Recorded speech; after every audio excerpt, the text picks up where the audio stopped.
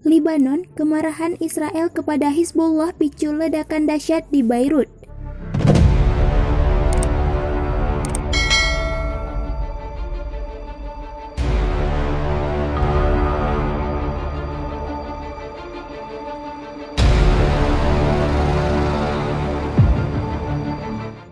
Konflik wilayah di perbatasan kedua negara antara Israel dan Libanon diketahui telah lama terjadi. Libanon dituding oleh Israel melindungi para pejuang Hizbullah yang bersembunyi di wilayah negara tersebut.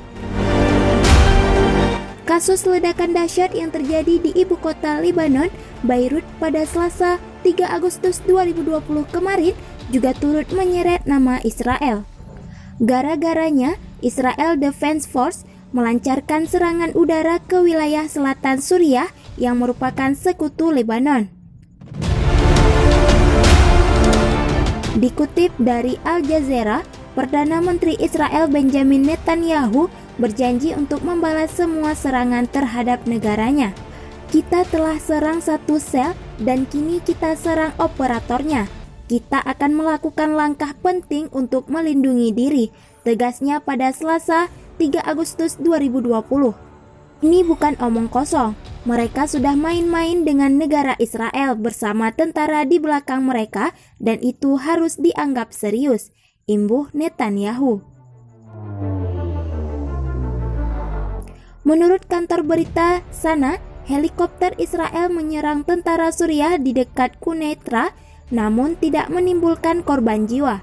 Pertahanan udara di ibu kota, Damaskus disebut-sebut telah diperkuat untuk mengantisipasi serangan Israel ke sana. Selain itu, sejumlah media Israel mengklaim serangan balasan itu dipicu peningkatan ancaman kelompok militan Hizbullah dari Libanon yang banyak beraktivitas di Suriah. Ketegangan sebetulnya berawal dari serangan udara IDF di pinggiran Damaskus 2 minggu lalu yang menyebabkan sejumlah pejuang Hizbullah tewas. Ditambah lagi, Israel terus menambah kekuatan di garis terdepan perbatasan dengan Suriah dan Libanon di utara. Kepala Hizbullah Sheikh Hassan Nasrallah berjanji akan membalas semua serangan Tel Aviv. Meski terlihat meyakinkan, komentator Israel menyebut dia menghindari eskalasi konflik seiring dengan makin rumitnya persoalan internal Libanon. Minggu lalu, Israel menggagalkan upaya infiltrasi pasukan Hizbullah Libanon lewat baku tembak. Peristiwa itu menjadi yang terbesar sejak perang Israel-Libanon pada 2006 silam. Kedua musuh bebuyutan itu terus menyulut api pertentangan disokong oleh Iran dan Suriah di sisi Libanon. Sejak 2011, Israel meluncurkan ratusan serangan ke Suriah, menyerang tentara pemerintah dan sekutu mereka. Israel bersumpah untuk mengakhiri kehadiran Iran dan sekutu Syiahnya di Suriah. Meski demikian, pemerintah Israel di Tel Aviv sempat menawarkan bantuan darurat kepada Libanon usai diguncang ledakan hebat di Beirut. Ledakan dahsyat yang terjadi di Beirut tak hanya menimbulkan ratusan korban jiwa dan ribuan korban luka. Tragedi ini muncul di tengah ketegangan yang memanas antara Hizbullah Libanon dan Israel. Sejumlah dugaan beredar, salah satunya keyakinan Israel bahwa Hizbullah yang didukung Iran terkait dengan peristiwa ini. Menurut data yang dikutip FIFA Militer dari Jerusalem Post, ada 2.750 ton bahan kimia amonium nitrat yang ditemukan di dalam gedung yang meledak. Ribuan ton bahan kimia itu disebut sudah disimpan dalam gedung itu selama 6 tahun, pasca penyitaan dari sebuah kapal. Sisi lain, Israel mengaitkan bukti 2.750 ton amonium nitrat dengan sejumlah temuan bahan peledak lain di Inggris dan Jerman. Israel meyakini bahwa Hizbullah menyimpan 3 metrik ton amonium nitrat di sejumlah tempat. Salah satunya adalah London, di mana pada tahun 2015 agen intelijen Inggris M15 dan Kepolisian Metropolitan London menemukannya.